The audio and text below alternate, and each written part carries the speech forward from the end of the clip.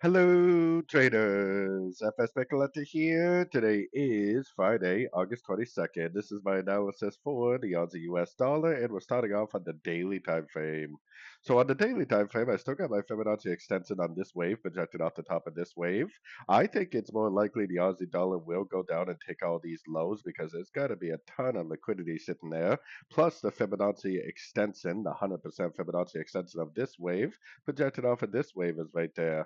So even if it does pop up, which it looks like it kind of does want to, maybe like a 1, 2, 3, 4, 5 shape, I think that it's very, very likely just going to end up continuing the higher time frame downtrend. So going down to the 1 hour time frame, very sideways so far today.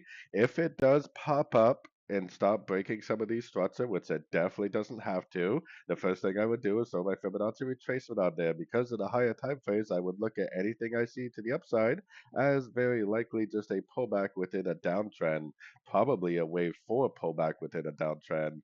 So for me personally, as a trader that doesn't really trade below the 1 hour time frame, even if it does pop up, I will definitely still be looking for shorts at the end of a three-way pullback and a Fibonacci retracement bounce.